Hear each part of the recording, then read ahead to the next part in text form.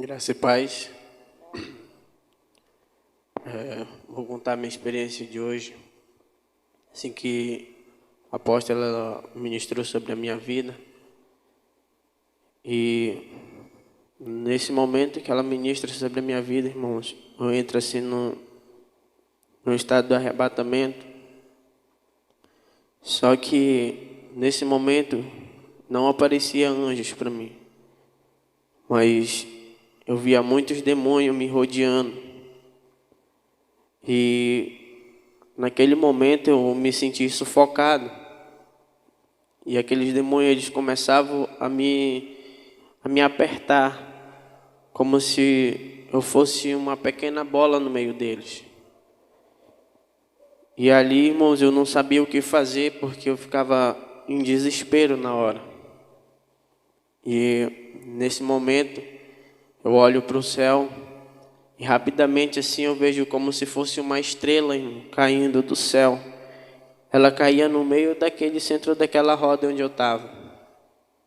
Quando aquela estrela cai, irmãos, era assim como se fosse Deus pisando na terra. Aquele lugar, irmãos, ele se enchia de uma glória, que aqueles demônios que estavam ali naquele momento, que queriam me pegar ali, eles começavam a sumir no meio daquela luz branca. Eu olhava assim para frente e era muito forte aquela luz. E quando eu olhava, irmão, era um anjo muito grande. E eu olhava para ele, eu ficava maravilhado com aquele anjo. E eu chegava na frente dele, eu falava assim para ele, falava assim: você crê que Jesus veio em carne e osso, morreu e ressuscitou? E ele falava sim. E eu fui enviado pelo Pai, porque hoje você precisou de ajuda. E ali, irmãos, eu sem palavras na hora, ele falava assim: vamos, o Pai que está te esperando, Ele quer te mostrar algo. E ali, irmãos, ele me levava até o céu, e eu ia até a frente do Senhor, e ali o Senhor ele começava a falar comigo. Ele falava assim que a guerra estava grande, mas porém ele falava que ele ia dar vitória para nós. E ali, irmãos, ele começava a me mostrar o que o inimigo tinha preparado para a igreja. E eu via os outros irmãos também, os que estão à frente do congresso em São Paulo. Eu via eles sendo perseguidos, irmãos, pelo um homem. Eu não sei quem é esse homem.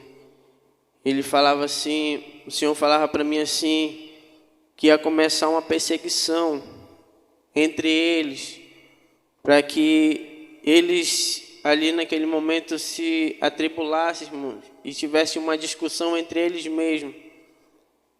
E eu via esse homem por trás deles. E o Senhor ele falava, e eu perguntava do Senhor, eu falava: Senhor, mas por que esse homem está aí? Por que o Senhor ordenou esse homem estar aí?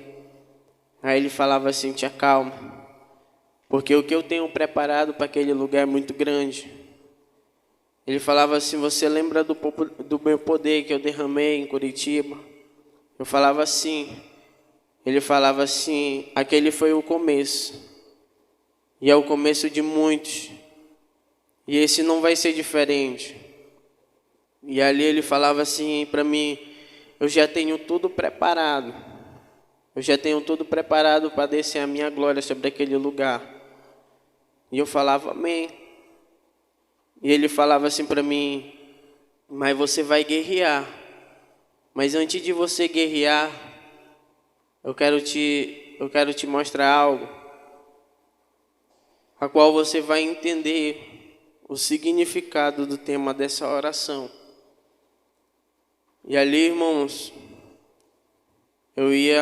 ele me tirava daquele lugar, ele me levava até o centro da terra. E no centro da terra, irmãos, eu via uma grande fome na terra. E o Senhor, Ele me descia até embaixo, a qual eu olhava, irmãos.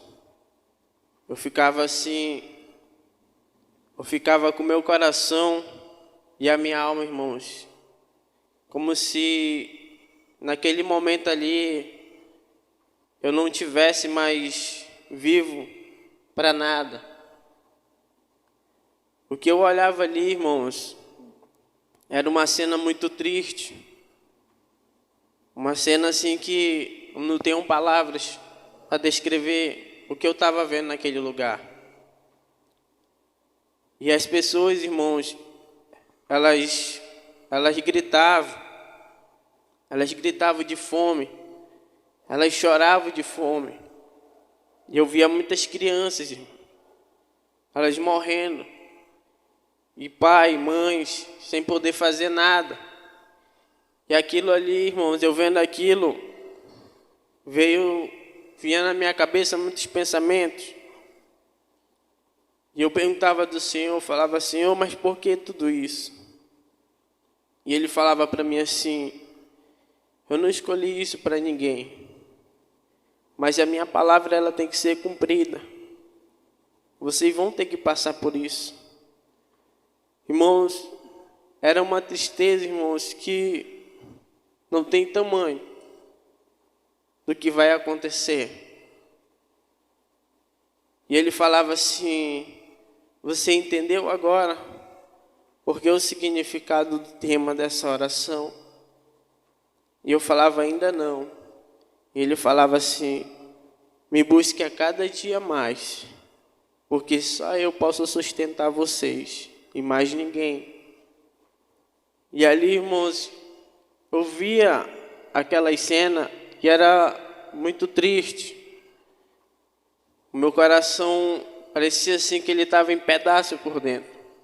Porque tudo que eu via ali, eu lembrava da minha família, eu lembrava de cada um de nós que estamos aqui, eu lembrava das crianças. E ali aquilo me deixava sem reação, irmão. E ali o Senhor ele falava assim, guerreie pela igreja, eles estão precisando. E aí, irmãos, eu comecei a entrar numa guerra pela igreja. E o Senhor ele tinha dado vitória. Ele falava assim para mim quando eu voltava, ele falava assim, buscar enquanto há tempo, porque depois não haverá mais tempo para buscar. Ele falava assim, se foque a cada dia mais, porque a minha palavra irá sumir também da terra. E ali, irmãos, essa foi a minha experiência, amém.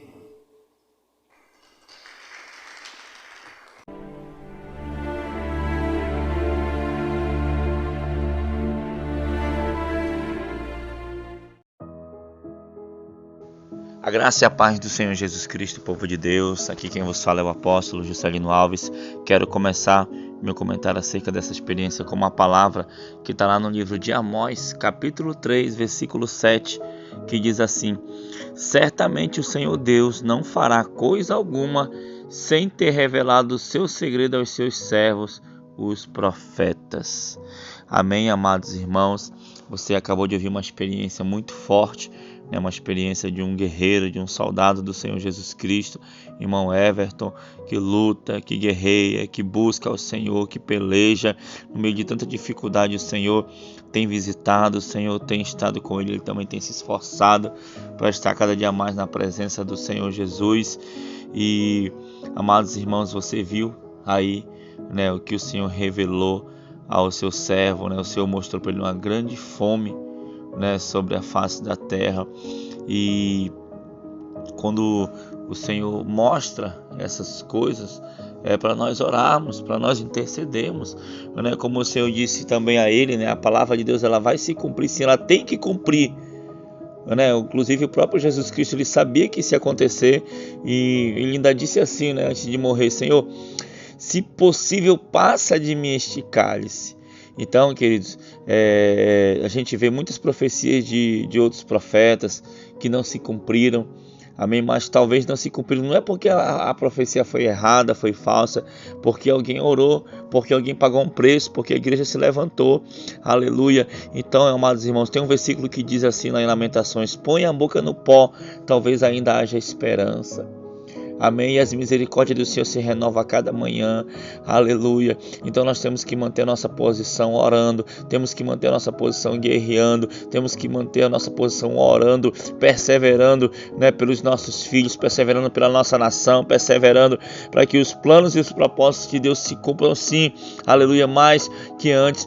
Possamos ganhar vidas, possamos evangelizar, possamos desenvolver a nossa salvação, aleluia, para que aquele grande dia não nos pegue como um ladrão, amém, irmãos? Então, desde que o Senhor visitou a igreja Shalom aqui com arrebatamentos, desde que o Senhor nos encontrou, vamos assim dizer, nos resgatou, nos tirou da porta larga, nos colocou na porta estreita, e ainda estamos desenvolvendo a nossa salvação, ainda estamos em guerra, ainda estamos perseverando. Então, né, estivemos em Curitiba, como o próprio Senhor mostrou, falou com ele aí, né, e também vamos fazer um congresso em São Paulo, em nome do Senhor Jesus Cristo. Nós estamos agora no ano, né, no mês de junho de 2022, né, prestes a fazer um congresso em São Paulo. Então nós cremos que Deus vai derramar algo grande, algo poderoso, e essa é a vontade de Deus, que Deus derrame algo grande, algo poderoso no meio dessa nação, no meio do povo de Deus, para que a terra se encha da graça, da glória, do poder de Deus sobre, né, as vidas daqueles que querem. Amém, amados irmãos? Amém, apóstolo, não é isso? É isso, apóstolo, que revelação, que experiência, né? Eu fiquei observando e também bastante impactada foi com a reação do irmão Everton no retorno do arrebatamento. Muito pensativo, muito trêmulo, triste, né? Ele disse que ele só conseguia pensar na família dele, nos filhos, nas crianças, vendo tudo aquilo que estava por vir, né? Mas o que me chamou a atenção é que o Senhor falava que Ele que ia nos sustentar, que nós perseverássemos ali orando, né? Que se nós estivéssemos ali na perseverança, o Senhor é que seria o nosso sustento, né, irmãos? E isso nos leva a uma condição de dependência total de Deus. Eu tenho falado isso, eu tenho dito que a palavra do Senhor vai se cumprir nos tempos difíceis, o justo viveria da fé. Isso é bíblico. E viver por fé é exatamente isso. Viver da fé é você depender totalmente de um Deus que faz milagre, né? E eu estava ali, isso me trouxe também um alerta, trouxe um anseio a mais pela presença do Senhor, por estar nesse nível de entrega, de dependência, buscando a face do Senhor. Amém, apóstolo?